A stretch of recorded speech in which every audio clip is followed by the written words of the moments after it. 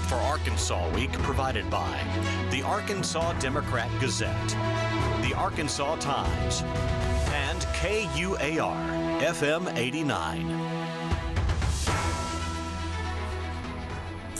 Hello, everybody, and welcome to Arkansas Week. I'm your host, Donna Terrell. Arkansas ranks second in the nation in food insecurity. This is according to the Arkansas Foodbank.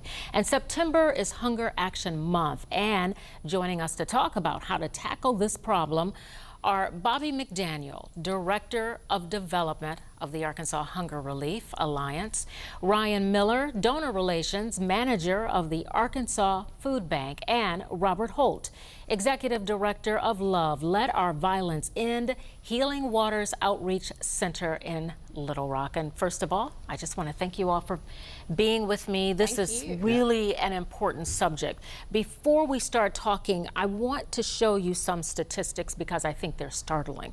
First of all, 23.6% of Arkansas children have limited access to adequate food. 1 in 5 Arkansans struggle to provide enough food for their family. Arkansas ranks second in the nation for food insecurity. I mentioned that right off the start. And 17.3% of Arkansans are facing food hunger. Now, I'm going to ask you guys something that's quite basic because I've always kind of wondered. We refer to food insecurity, but we say that there are folks out there hungry. I just need you guys to explain to me, what is food insecurity? Let's start with that. Okay. Food insecurity is not only when you think about someone not having food in their home, it is the actual it deals with the access to healthy foods as well. When we talk about food insecurity, is can they purchase produce? Can they purchase beef? You know, we can, unfortunately, the unhealthy food is cheaper. And so food insecurity, it's not knowing where the next meal is coming from and also access to healthy foods. Okay, I'm glad you explained that because I actually thought I knew what food insecurity was, but you just made it clear to me.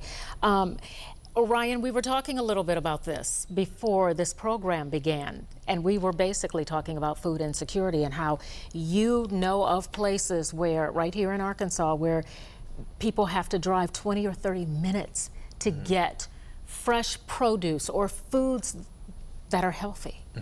And just food in general, the term is a food desert, where just communities in our state, you know, I can just drive down the street or even walk to a Kroger, a Target, a Walmart.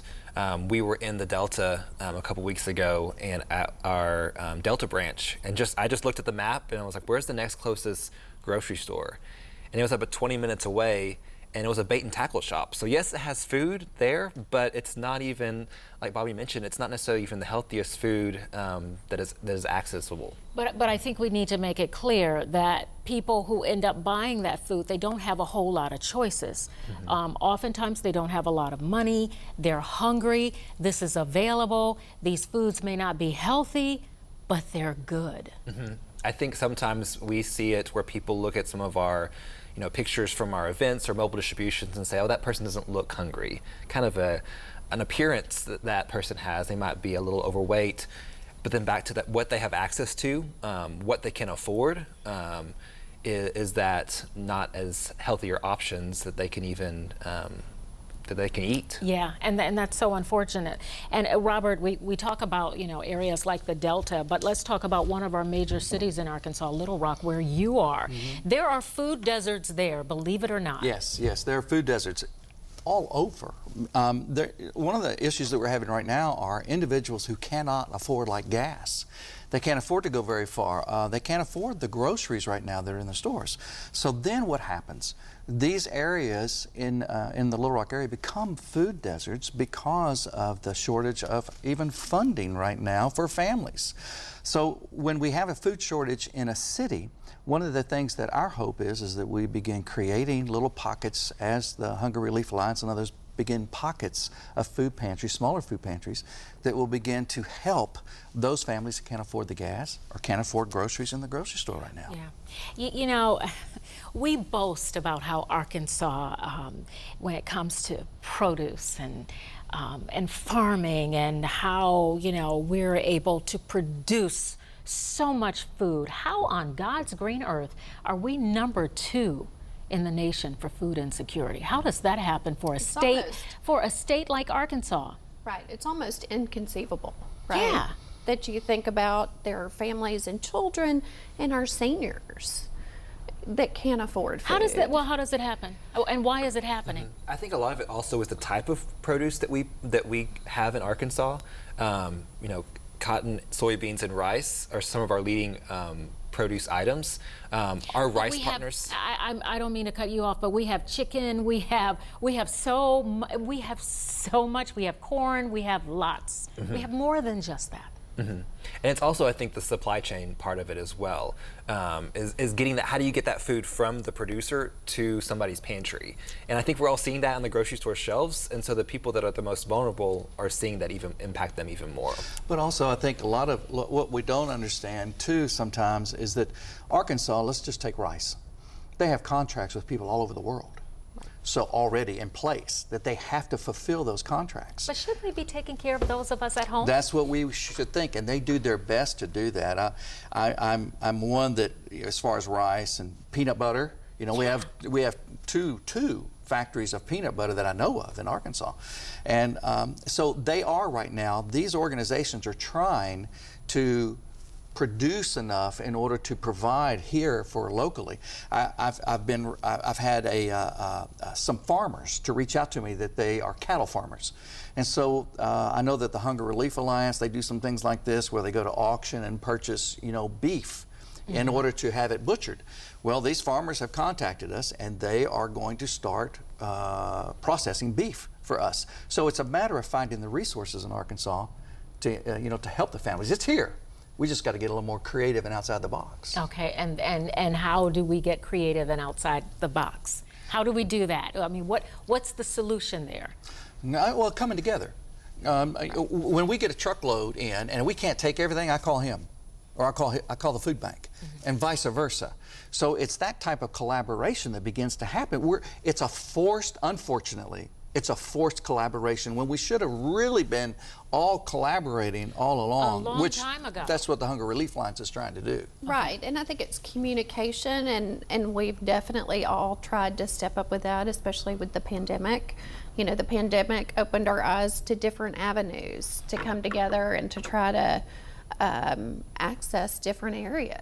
Well, one of the things that was mentioned right off the bat before we began this program is the problem is getting worse. It's not getting better right now. So it sounds to me like whatever is going to be done, however you guys are going to come together, it needs to happen fast. Absolutely, absolutely. And it's awareness, and it's also working on legislation to try to change some of the avenues where dollars can be accessed.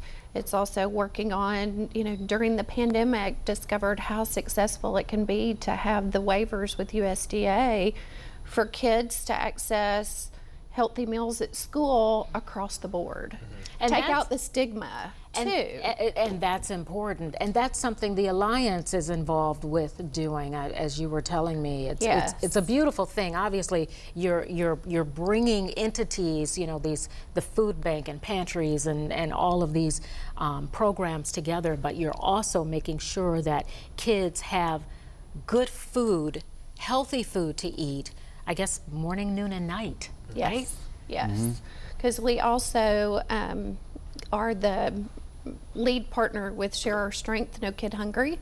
So with that, trying to help after school feeding programs through school districts, community organizations like CALS in Little Rock is one of the major feeding sites. So trying to pull all that together and give those programs grants for those programs to have what they need to feed our children. And I'm sure you take into consideration that children that don't get healthy meals, I mean, all sorts of things happen, but even as they grow into adulthood, they can end up with physical problems that have to be addressed, and that's another burden that can, you know, that the state eventually has to deal with. Yeah, you know, I think, you know, And I saw we're getting on time, short on time. I wanted to say this about there are ample supplies of food right now in our city. Grocery stores, Walmarts, all of those places that throw all their food away because they feel like they have to. Even though the food bank sometimes goes to pick up, we're going to pick up. But there is many places out here right now that are throwing things away before they go out at 8. Why is that happening? Wait. Because the resources, they don't know. There hasn't been enough information put out there to let these stores know that Hunger Relief Alliance, Arkansas Food Bank, places like us, we will come and pick that up. We have refrigerated trucks. We will come and pick whatever it is up that you might say, hey, a family might could use this. It's a dented can. Don't throw it away. We'll come pick it up. And so it's starting to really happen in greater numbers, but we've got to get the word out there to make it even greater so these mom and pop stores even don't throw things away. Dollar Generals don't throw things away. We can go pick it up. Yeah. I think that's where a lot of the partnerships are being created. The Dollar Generals, we're building partnerships across the 33 counties to have that food go to the local pantries. We serve about 300, 350 pantries across the state. And so really trying to get people connected into their communities so they can get that food that's accessible. Let's talk about gardens. and that really They're a wonderful thing. They are. I mean, well, here's the thing. I talk to, oftentimes sometimes it's children who are involved with gardens. Yeah. They're learning gardening. Right. And then I talk with adults that will say, I don't have a garden here at home. They might live in an apartment or, they don't have a backyard to put their own garden in, but they have one a few blocks over, and they garden with several other people. So let's talk about that as a way of people being able to have affordable food. So my part of the garden is this. Through our Victory Over Violence campaign here in Central Arkansas, we've developed these community gardens to bring families together so that we can hope they will start building relationships and bring the violence down. Okay, but in with that, it's straw bale garden. We teach them how to grow vegetables in straw bales, not hay bales, straw bales. Okay. Because you could take, now you can't see in front of our desk here, but there's a wood right here. You could take a straw bale and put it right down in front of it and start growing right there. You don't need dirt on the ground. So somebody, a senior, if they're living in an apartment, can grow vegetables right there on their balcony. Now and tomatoes. That's a great idea. There's two things you can't grow. One is corn and full-grown okra. You can grow short okra, but you can grow anything all year long in a straw bale for 1 year. And you could have healthy food. That's right. Right there in your backyard. Won't cost you a dime, You- other than just the straw what it bale. costs to actually plant it. And we actually have grants. We got grants to do this. And so we put all those straw bale gardens out there in Central Arkansas to help families learn how to do it. Right. And then they can start growing sustainable food for themselves. Straw bale gardens. I never heard of that. Hey, it's awesome. I'm sure a lot of our viewers are thinking, Yeah. that sounds like a great idea. Well, just call me and I'll tell them how to do it. His name is Robert Holt. Yeah, That's who you call, Robert Just call Holt. me, I'll tell them how to do it. I love it. So let's talk about some of the more basic things. When we talk about families that are dealing with not being able to get access to food and healthy food, how many families, are you able to discern how many people we're actually talking about? I know I threw out 1 in 5 earlier, but what does that really mean? Yeah, I think that's the number we use. 1 in 5 families and 1 in 4 kids is considered food insecure. So this is hitting, and I think if nothing else, the pandemic exposed a lot of the different things that we weren't aware of. One, we mentioned Food for Kids programs, how important schools are and how important we need to feed our kids. But just how many families that are out there that this could be your neighbor down the street. It's kind of a hidden problem that dignity, people want to maintain their dignity, that pride aspect comes into play. And so anybody at any time can be affected. You lose your job, you have a medical emergency, and all of a sudden your resources shrink drastically. And we saw that with the pandemic. That's exactly what we saw. People who had never had to wait in line to get food were waiting in line to get food because just like that. And we have an 800 number that is a call-in number to help access SNAP benefits. That's another key piece of this, is making sure those that qualify for SNAP are accessing SNAP and can go through that process. And I was on that call center all through the height of the pandemic, and it was so heart-wrenching to hear the phone calls that were coming in that were not your typical person calling trying to navigate the SNAP process. And you know, it's heart-wrenching, but yet let's help them find an answer. And if they access those dollars. One thing I will mention, we keep talking about the pandemic. Unfortunately, what we're seeing is these numbers are still growing, if not even worse. That and a lot of the resources that we had during the pandemic have shrunk or disappeared. So now we're having to address supply chain, inflation. We're seeing it at the food bank of trying to get food. They're seeing it on the front lines of having to serve people and seeing people coming in. I think it's kind of gone away from our right in front of us, but realizing this is still affecting our neighbors. Like you said, it's getting worse. So I want to end on a positive note. I want to talk about this new food pantry in the Delta. Big deal, right? Yes, we're really excited about it. We have 2 branches at the food bank. One of them is in Lexa, and we opened a pantry in Lexa for residents there. I was there a couple weeks ago, and it's really where residents can come in and they're able to shop for food. They're able to look at the shelves and pick, and it's also a healthy choice pantry is what we're moving towards, to try to have that milk, that produce, those better options. They're living literally in farmland, so let's try to give residents that produce that allows them to have a healthier life. Amen. Amen from me. All right. You know, I want to thank you, Ryan, Bobbi, and Robert. Thank you. You know, this is the first time in a long time that I've actually had 3 people in the studio with me. Normally it's on Skype, so this is really nice. Good. Thank you for being here. Yeah, thank you. All right. I appreciate it. And stay with us. We'll be right back.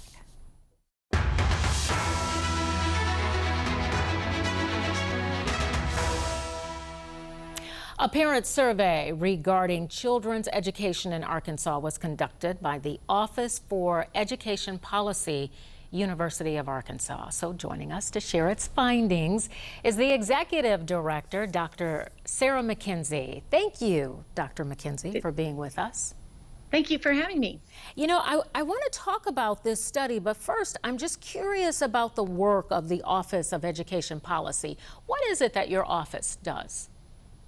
So our mission is to use state, national, and local research to inform K-12 decision makers and stakeholders about what's going well in Arkansas and what changes or opportunities there are for growth.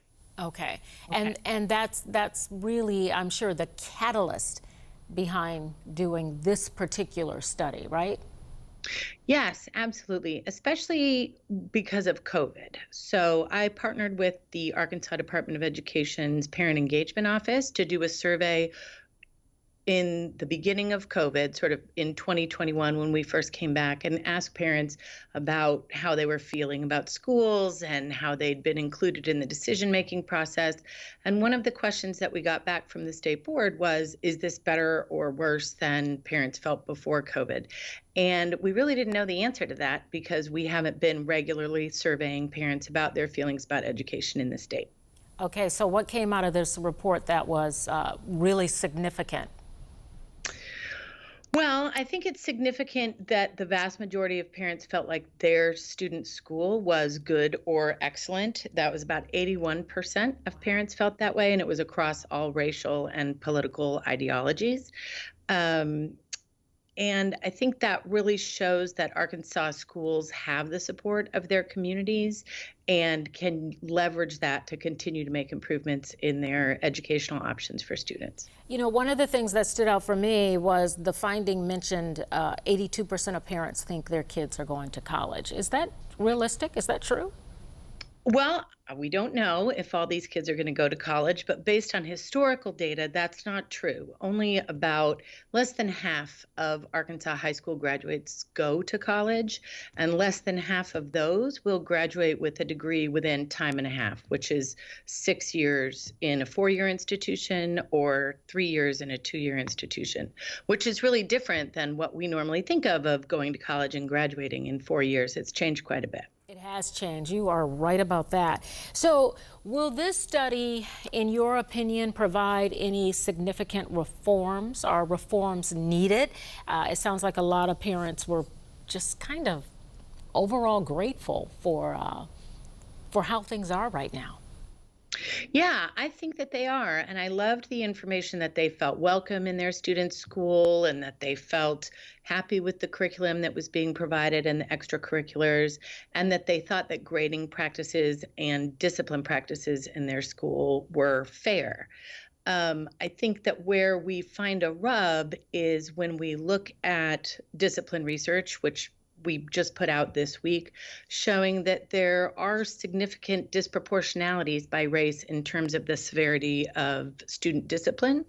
And we've seen those for a long time. And there's big gaps in student achievement based on socioeconomic factors and race. So there's definitely room to improve, but it's great to know that parents are feeling like they're welcome and that their students getting a good education. So how did you choose the folks that you surveyed? Who were they? Is there a profile for the type of person? Is there a geographic location that you targeted? Who are the folks who were surveyed?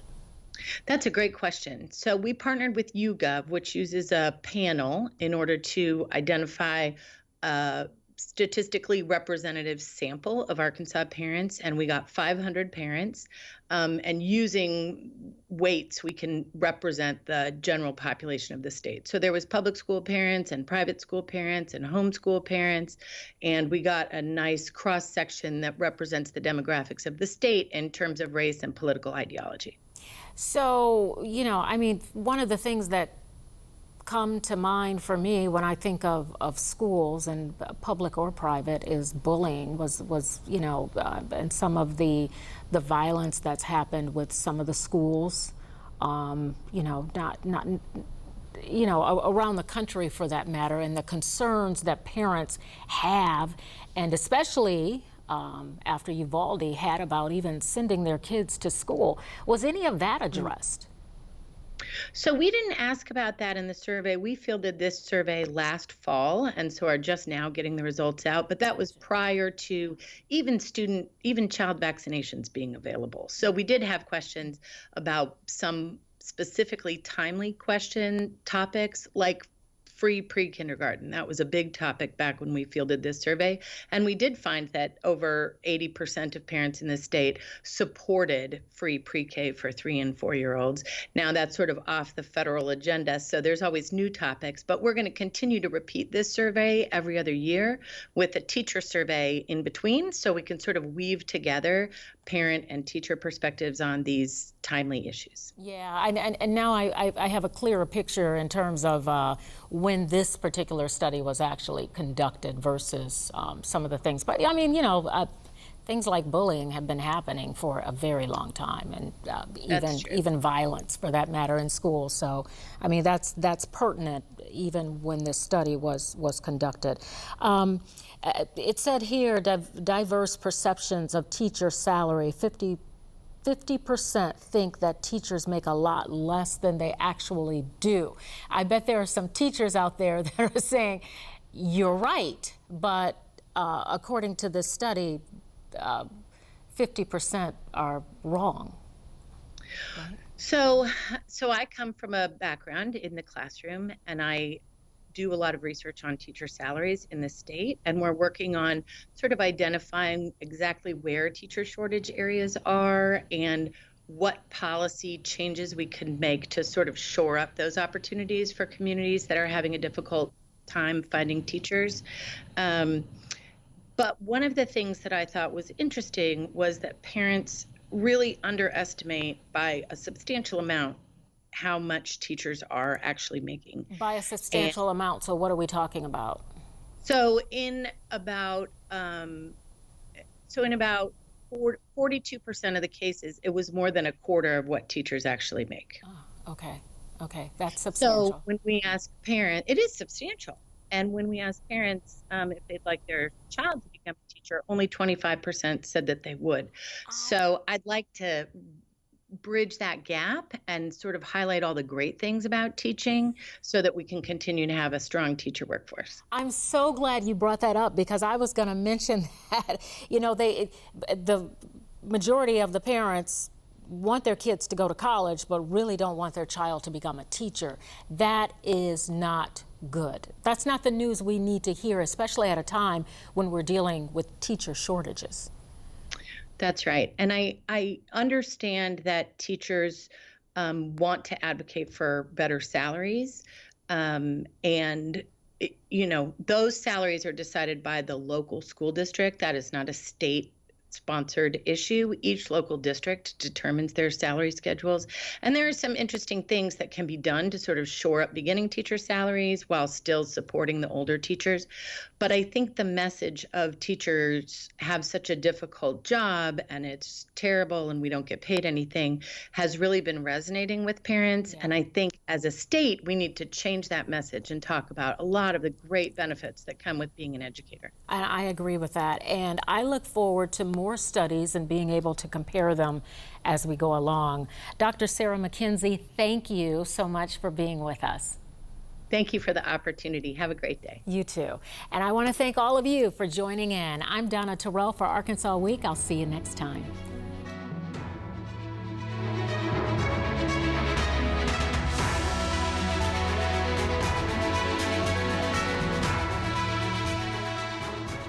Support for Arkansas Week provided by the Arkansas Democrat Gazette, the Arkansas Times, and KUAR FM 89.